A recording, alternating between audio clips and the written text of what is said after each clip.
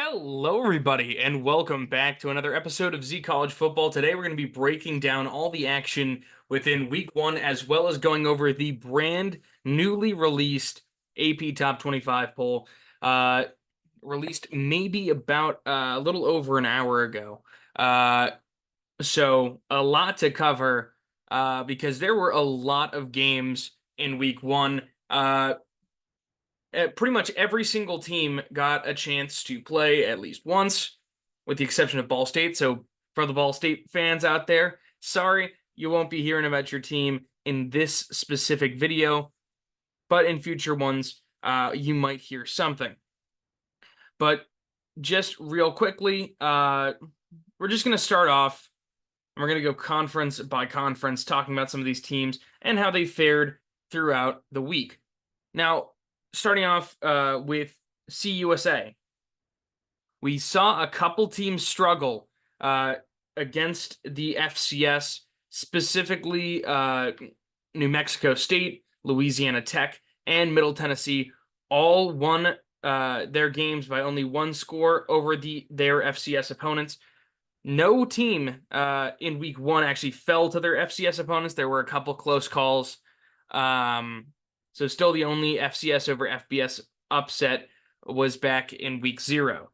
Now, continuing on, Jacksonville State looked really disappointing in their non-conference matchup against Coastal Carolina. Could potentially be a little bit of a step back from how they were last year. Again, last year, their first year in the FBS, they looked strong and ended up winning a bowl game. That might not be the case here this year. How about Sam Houston? Another team like Jacksonville State that stepped up into the FBS last year. They struggled last year, but a huge good win to start off the season in the non-conference against Rice.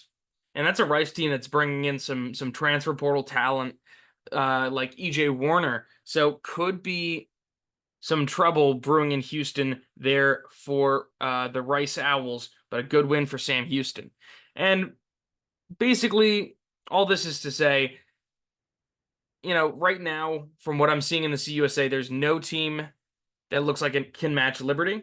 They looked good against Campbell in Week 1, so they are still definitely the team to beat.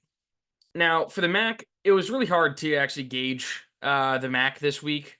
Not only because not every single team played. Again, thank you, Ball State, for that. But, they didn't really have very even matchups against other Group of 5 teams. Miami played a close game against Northwestern. They did end up losing that one, but they still look to be probably the favorite in the MAC. Toledo looked good against Duquesne, but it's Duquesne. It's just hard to gauge where some of these teams are at.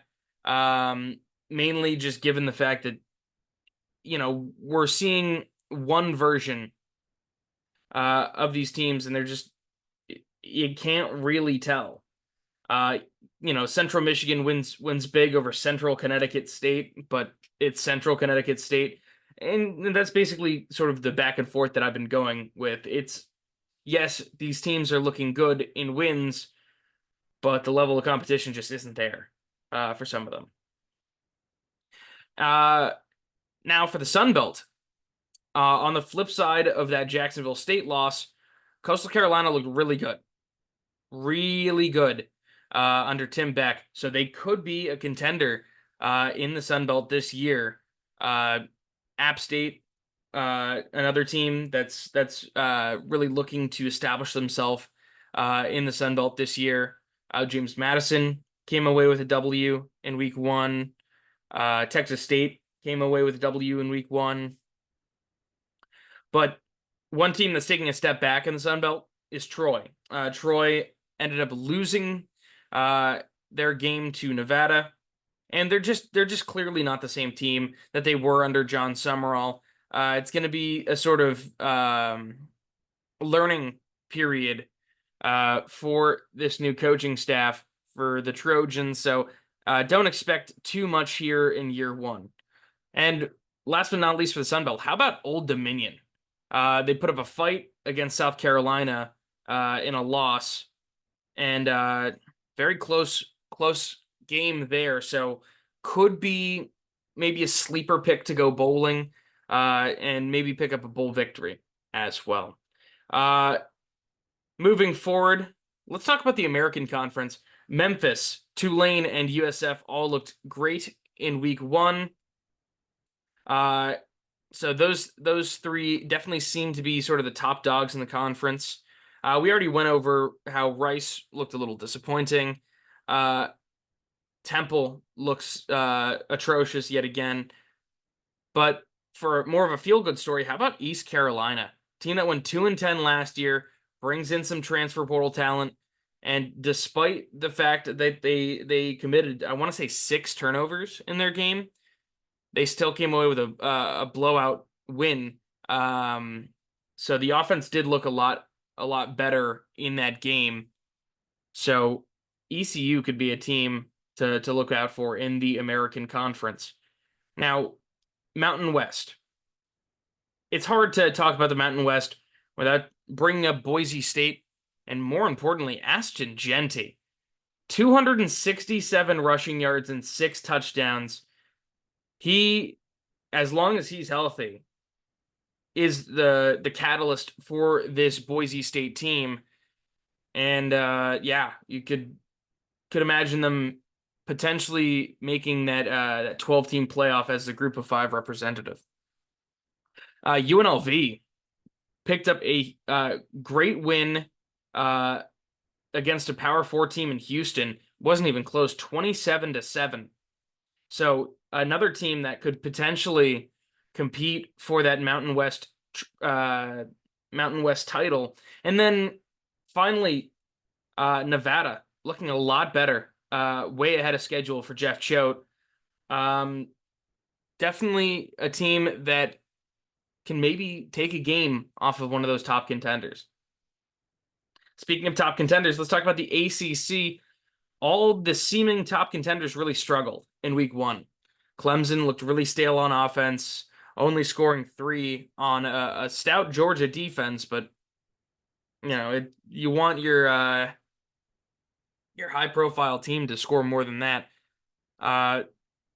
Florida State already 0-2 in this young season, and they're almost already out of playoff contention. Their only path that I can see right now is trying to win the ACC and try to get that auto bid. And then Virginia Tech with a really tough loss in overtime to Vanderbilt. Just not the look you want to have for week one. You have a roster that returned a lot of production and was expected to make that jump, and just did not do that in week one. Boston College and Georgia Tech, both teams that beat Florida State, established a very strong run game. So if you can establish a run game in the ACC, it could be sort of what you need going forward in order to make a deep run. And then a couple questions to finish it off. Yes, Miami looked really good in their dominant victory over Florida. Cam Ward seems to be sort of the answer that they were looking for, but will Mario Cristobal hold them back? Like, is there going to be a repeat of some coaching decisions that aren't looked upon as favorably? And then also, how will UNC look now that Max Johnson is out for the season? Really unfortunate. Again, week one, he broke his leg, and he's going to be out for the year. So North Carolina going to have to lean on a backup quarterback for the entire season. Now, for the Big 12, if you're not scared of Arizona yet, you should be. Noah Fafita and Tetairoa McMillan are dangerous. And I am worried for some of these cornerbacks in the Big 12 that they won't be able to compete with that.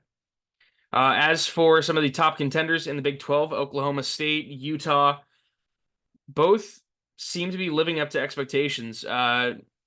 Offenses looked good. Defenses looked stout. And the new additions from the Pac-12 seem to be holding their weight. All four newcomers picked up a victory in week one. Both Colorado, Arizona, Arizona State, and Utah all won their week one matchups. But the biggest question mark right now is Texas Tech. High scoring game against an FCS team in Abilene Christian. Their defense looked pretty suspect. So could be a path to victories for some of these other Big 12 teams. Now, for the Big 10, Michigan is not the same team that they were last year. They won 30-10 over Fresno State, but they were looking a little stale on offense, couldn't really get into rhythm. And they seem to be using a two-quarterback system, one primarily a passing threat, and then Alex Orji more as a rushing threat. I can see teams sort of figuring that out, though, so it might just be an overreaction to week one, but they will have a huge test next week in the Texas game, so we'll see more from them there. As for Ohio State, Jeremiah Smith looked really good in week one. But the offense took a little bit to get going, so it's going to be a couple question marks there. When they're playing a team that's better than Akron, how will that sort of shape the game? Also, Oregon, another team that had a slow start and really just a slow overall game against Idaho. The Vandals from the FCS kept them close. But look to week two, as the transfers might take a little bit longer to gel together when they play what could be a huge game against Boise State. And then finally, on Sunday night, USC's defense looked really good. And they could take some games off of teams if they're not careful. I know everyone sort of associates USC as offensive powerhouse and with a terrible defense, but their offense looked pretty good, and the defense looked just a lot better than they did last year. And then for the SEC, their non-conference sort of punishes teams for scheduling tough. A couple teams in the SEC, the only ones with losses right now, are teams that played tough opponents. LSU played USC. Florida played Miami. And then Texas A&M played Notre Dame. Those are the three SEC teams with losses right now. Florida and Texas A&M looked really rough in week one. LSU actually looked good in their loss. But, man, it might be a long year for the Gators. And the Aggies look like they need to turn some things around because their offense was putrid. Georgia and Vanderbilt. About the only time you'll ever hear them put together in a sentence, are the only SEC teams who won against their Power 4 opponents. And then, for the most part, SEC teams playing against Group of 5 and FCS teams looked very, very dominant, except for one, and that was South Carolina, who might be in trouble because the offense just did not look good under Lenoris Sellers. But before we go much further, we are going to touch on the AP Top 25 that just released not too long ago. And what we're seeing right now is we're seeing a pretty minor change up top. 1 and 2 are going to stay the same with Georgia and Ohio State. Oregon dropping all the way from number 3 to number 7 after their game against Idaho. Again, they really did not create a lot of separation, and they just didn't look very good. Notre Dame jumps up 2 spots after a big win in College Station. Missouri enters the top 10.